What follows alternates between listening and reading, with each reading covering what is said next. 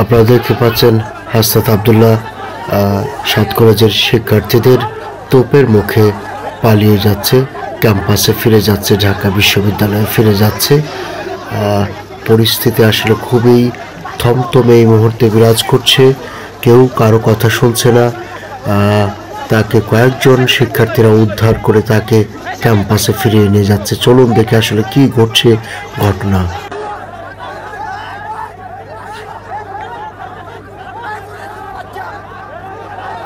আজকে দিনভর যেন উত্তেজনার কমতি ছিল না।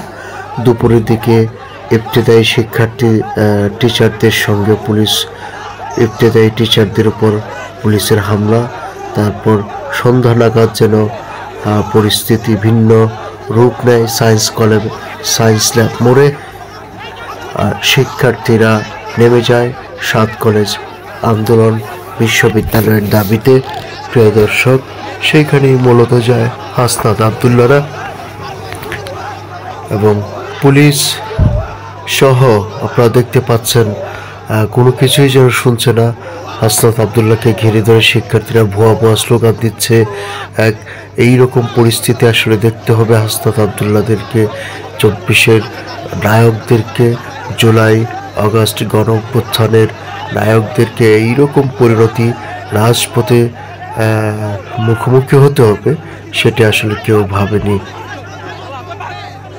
এক অভাবনীয় অকল্পনীয় দৃশ্য। হয়তো হাসনাত আব্দুল্লাহর গায়ে হয়তো হাত তুলেছে। যেই উত্তেজনাকর পরিস্থিতি ঠিক এই মুহূর্তে দেখা যাচ্ছে। তবে একটা বিষয়, হাসনাত আব্দুল্লাহ সবসময় টি শার্ট গেঞ্জি পরলেও এবার কিন্তু প্রথমবারের মতো হাসনাত আব্দুল্লাহকে শার্ট পরিহিত অবস্থায় দেখা গেছে। শীতের রাত, সেই কারণে হয়তো শার্ট পরিহিত অবস্থায় তিনি এসেছিলেন। কিন্তু ঢাকা কলেজ এবং 7 কলেজের শিক্ষার্থীদেরকে কোনোভাবেই মানানো যাচ্ছে না। তার দিকে তেড়ে ফুরে আসছেন। তিনি হয়তো কিছু বোঝানোর চেষ্টা করছেন, পেছনে ফিরে যাওয়ার জন্য বলছেন। একটা ভয়ঙ্কর পরিস্থিতি আসলে। এই মুহূর্তে যে কোনো দুর্ঘটনাও ঘটতে পারে, যে কোনো ধরনের ইনসিডেন্ট ঘটতে পারে। এই ধরনের পরিস্থিতির মধ্যে আসলে যে কোনো তৃতীয় পক্ষ সুযোগ নিতে পারে। ঠিক বোঝা যাচ্ছে না পরিস্থিতিটা আসলে কি। 7 কলেজ কেন হয়েছিল, 7 কলেজের শিক্ষার্থীদের কেন ঢাকা বিশ্ববিদ্যালয়ের অধীনে আনা হয়েছিল, এটা আসলে সুগভীর কোনো দীর্ঘমেয়াদী কোনো চক্রান্ত ছিল কিনা, সেই বিষয়গুলো আসলে এখন খতিয়ে দেখার সময় এসেছে।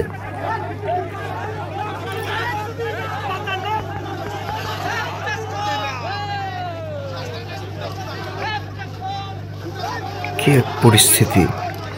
ঢাকা কলেজের সমর্থনে কিন্তু আমরা কিছুক্ষণ আগে জেনেছি যে ইডেন কলেজের যে শিক্ষার্থীরা আছেন তারাও কিন্তু ঢাকা কলেজ বা 7 কলেজের আন্দোলনের সঙ্গে সংহতি প্রকাশ। তারা গেটের তালা ভেঙে রাজপথে বেরিয়ে এসেছে, আমরা কিছুক্ষণ আগে দেখেছি।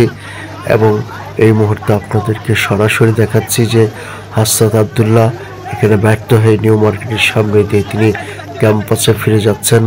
7 কলেজের শিক্ষার্থীরা কিন্তু ঢাকা বিশ্ববিদ্যালয়ের উপাচার্যের বাসভবন ঘেরাও করার আজ কর্মসূচি দিয়েছিল এবং নীলক্ষেত এলাকা কিন্তু রণক্ষেত্র ঠিক এই মুহূর্তে এখনও চলছে। এখন মধ্যরাত পেরিয়ে শেষ রাত নাগাদ একবারে আর কিছুক্ষণ পরেই হয়তো সেহরির সময় হয়ে যাবে, অর্থাৎ শেষ রাত হয়ে যাবে। তখন কিন্তু রাস্তা এখানকার পরিস্থিতি, Nilkhet, Dhaka college, new market এলাকার পরিস্থিতি খুবই থমথমে, খুবই ভয়াবহ উত্তেজনাকর পরিস্থিতি মধ্যরাতে। আসলে প্রিয় দর্শক, আপনারা দেখছেন স্ট্যাম্প হাতে আছে শিক্ষার্থীরা, ঢাকা বিশ্ববিদ্যালয়ের শিক্ষার্থী এবং 7 কলেজের যে শিক্ষার্থীরা আছেন তারা।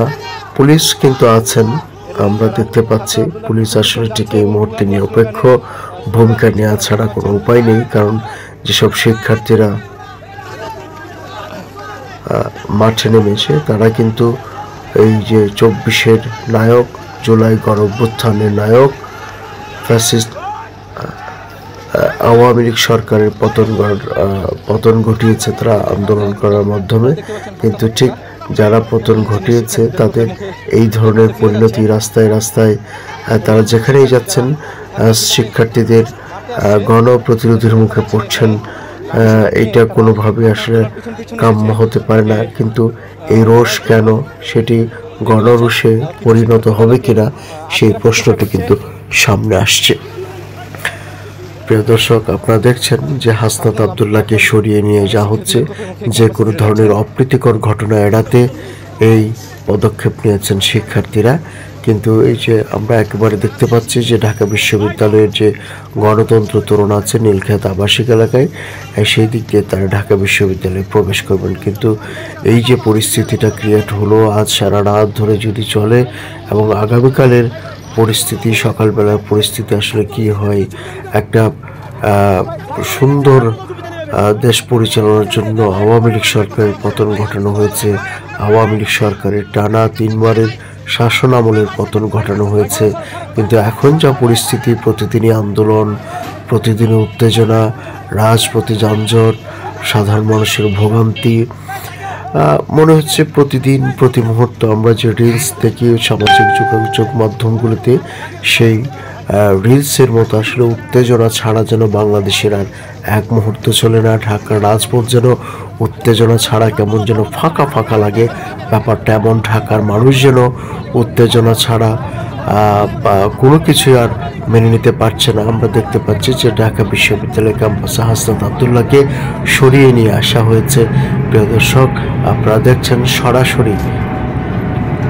কিন্তু এই পরিস্থিতি হাসনাত আব্দুল্লাহকে এখানে এখন হয়তো সরিয়ে নিয়ে আসা হয়েছে, কিন্তু এইভাবে যদি তাকে প্রত্যেকটা আন্দোলনে সরে আসতে হয়, যে কোনো আন্দোলন ঠেকাতে গিয়ে ব্যর্থ হয়ে যদি ফিরে আসেন, তাহলে এই শিক্ষার্থীদের ওপর জনআস্থার ভবিষ্যৎ কি তা নিয়ে কিন্তু প্রশ্ন উঠতে শুরু করবে। এবং ইতিমধ্যে কিন্তু সেই প্রশ্নও অনেক জায়গায়, দেশের বিভিন্ন জায়গায় কিন্তু ওই যে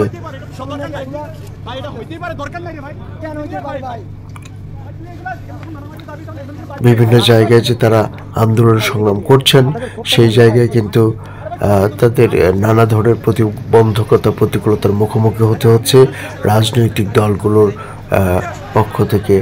এখন দেখা যাক আসলে ঢাকা বিশ্ববিদ্যালয়ের শিক্ষার্থীরা হাসনাত আব্দুল্লাহর নেতৃত্বে যারা বেরিয়েছিলেন তারা ক্যাম্পাসে প্রবেশ করেছেন। এখন হয়তো তারা রাজুর দিকে যাবেন, কিন্তু রাজুতে গিয়ে কাকে ডাক দেবেন, কার উপর আস্থা রাখবেন, সেই মানে চিন্তা ভাবনা এই হাসনাত আব্দুল্লাহরা করছেন। প্রিয় দর্শক, আপনারা দেখছেন যে পরিস্থিতি ক্রমাগত অবনতির দিকে যাচ্ছে। কোন দিকে মন নেয় ঠিক এই মুহূর্তে বোঝা যাচ্ছে না। তবে